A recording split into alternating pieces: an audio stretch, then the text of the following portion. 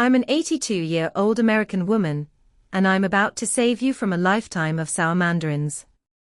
Now listen, before you roll your eyes and think, it's just fruit, how dramatic can it be? Let me tell you something. I have lived through wars, recessions, bad marriages, worse haircuts, and one truly unforgivable Christmas where my sister-in-law brought a bag of dry, bitter mandarins to the table and acted proud of it. Proud. Of fruit that tasted like regret. I've been buying mandarins since they were called, those little oranges, and sold loose in wooden crates, by men who smelled like tobacco and honesty. I've learned things the hard way, through disappointment, through waste, through standing in grocery store aisles muttering to myself like a lunatic. And today, I'm passing that wisdom on to you, because life is too short for bland fruit and YouTube is apparently allergic to boredom. So settle in, sweetheart. Here are 10 ways to choose truly delicious mandarins, from an old woman who's made every possible mistake, so you don't have to. 1. Pick them up. Your hands know before your mouth does. I don't care how fancy the label is, if it feels like a rock, put it back. A good mandarin should feel heavy for its size, like it's full of juice and secrets. Light mandarins are lying to you. They've already given up. 2. Look for imperfection, nature isn't a beauty pageant. Shiny, flawless mandarins are suspicious. I trust the ones with a little roughness, maybe a wrinkle or two.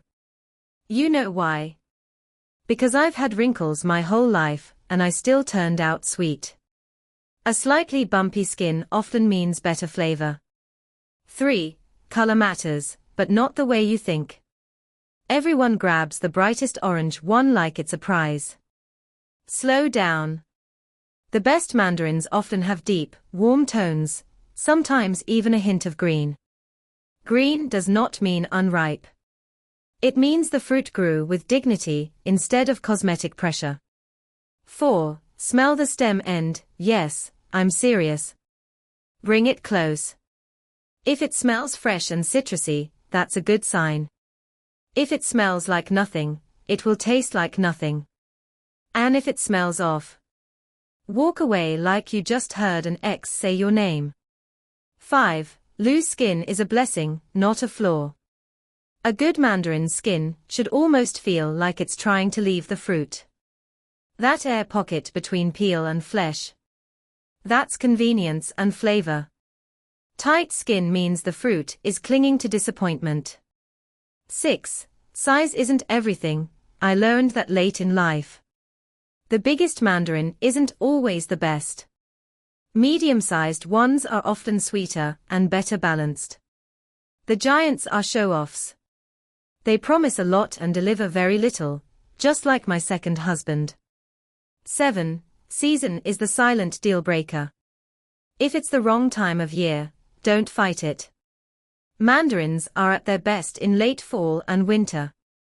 Buying them out of season is like expecting a heartfelt apology from someone who never gave one before. You'll be let down. 8. Avoid the ones that feel too soft. Soft spots mean the fruit is already on its way out. You want gentle firmness, not mush. A mandarin should give slightly, like a polite handshake, not collapse like it's had enough of life. 9. Trust your ears, yes, really. Gently shake it near your ear. If you hear sloshing, congratulations, that's juice. If you hear nothing and it feels hollow, it's already dried out inside, plotting to ruin your afternoon. 10. Buy one first. Don't commit too fast. This is my golden rule. Buy one.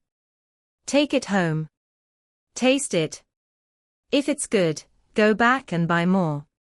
Never trust a whole bag until one mandarin has proven itself. I apply this rule to fruit, people, and neighborhood potlucks. Now, mandarins are friendly. Easy.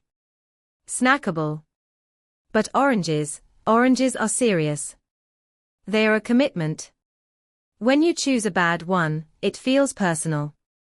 I've peeled oranges at my kitchen sink and felt genuinely betrayed. So here's how you choose those properly. How to choose the tastiest oranges. 1. Heavy means honest. When you pick up an orange, it should surprise you a little. A good orange feels heavier than it looks, like it's carrying something worthwhile inside. That weight means juice, real juice, not dry fibers pretending to be fruit. Light oranges are empty promises. I've trusted them before, and they've all let me down. 2. Smooth skin matters. Run your fingers over the peel. Smooth, fine-grained skin usually means a thinner peel, and more edible fruit inside. Deeply pitted, rough oranges often hide thick skin and dry flesh. With oranges, smoothness isn't vanity, it's efficiency. 3. Ignore color myths. People reach for the darkest orange like it's a prize. Don't. Some of the sweetest oranges I've ever eaten were pale, even a little yellow. Color comes from temperature, not flavor. Cold nights make oranges bright, but sweetness comes from time and patience. 4. Check the navel. If it's a navel orange, take a look at that little belly button. Smaller navels usually mean better balance and sweeter flesh. Large, open navels suggest the fruit grew too fast and didn't develop properly. Rushed things rarely turn out right, fruit or people. 5. Firm, not rock hard. An orange should feel firm, but not stiff. Rock-hard oranges are often dry inside, clinging to their moisture like misers. Too soft means it's already decaying. You want resilience, not resistance. 6. Smell it before you commit. Bring it close. A good orange smells bright and fresh even before you peel it. If there's no scent, there will be no joy. Your nose knows things your eyes don't. 7. Size depends on purpose. Know what you want. Big Valencia oranges are made for juicing. They are juicy, slightly tart, and generous. Smaller navel oranges are better for eating, sweeter and easier to peel. Choosing the wrong type isn't tragic, but it is avoidable. 8. Weight matters again, and I mean it. Yes, I'm repeating myself. Because people ignore this step. If an orange feels heavier than it should, buy it. That's the one that will drip down your wrist and make you smile at the sink. 9. Scars are fine. Soft spots are not. Scratches and blemishes don't scare me. Life leaves marks. But soft spots mean rot, and rot spreads. That orange is already on its way out, and you cannot save it. 10. Winter only. No exceptions. Oranges belong to winter. If you buy them in summer expecting magic, you'll only get disappointment. Respect the season. It exists to protect you. I've eaten mandarins standing at the sink. I've eaten oranges in hospital rooms, on front porches, watching snow fall through windows I paid off years ago. A good piece of citrus can make the world feel kinder for a moment. So take your time. Choose carefully. Life already has enough bitterness. Your fruit shouldn't add to it. And just when you think I'm done lecturing you about fruit, don't relax yet. Because if mandarins teach you joy, and oranges teach you commitment, then apples teach you truth. I'm 82 years old now, and I'm about to tell you something no grocery store, no shiny commercial, and no smug food blogger will ever admit to you. Most apples are lying to you. Yes. Lying. I've lived long enough to know the difference. I've bitten into apples that looked flawless and tasted like wet cardboard. I've trusted waxy red beauties that crunched loudly and delivered nothing but disappointment. And I've also eaten apples so good they made me stop chewing, close my eyes, and remember people who are no longer here. If you think this is just fruit, let me remind you.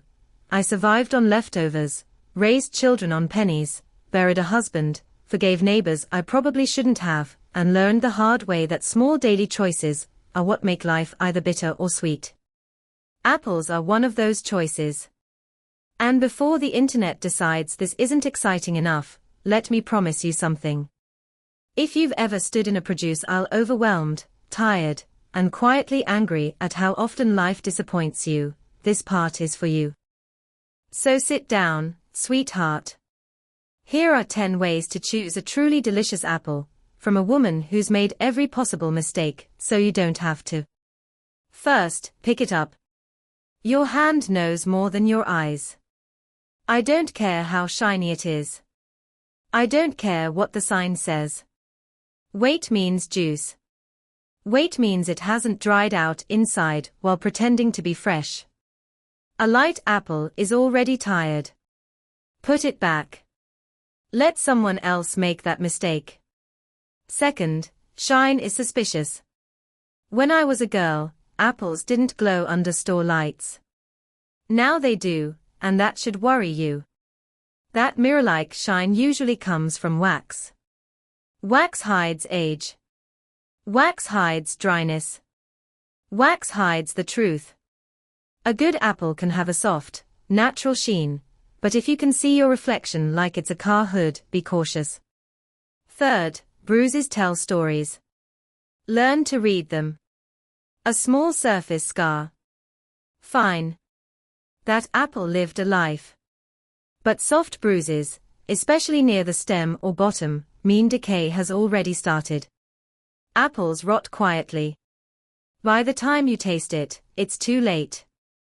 Press gently. An apple should resist you, not sigh. Fourth, smell the stem end. Yes, I'm serious. Bring it close. Ignore anyone staring. A good apple smells faintly sweet, fresh, alive. No smell. No flavor. A sour or fermented smell. Walk away like you just recognized a red flag you ignored 30 years ago. Fifth, color matters, but not the way you think. People chase bright red apples like they're winning something. Some of the best apples I've ever eaten were yellow, green, streaked, uneven, even a little ugly. Color depends on variety and weather, not honesty. Perfect color often means commercial beauty, not taste. Sixth, the skin should be tight, not tired. An apple's skin should feel firm, like it's holding everything together on purpose. Wrinkles mean moisture loss.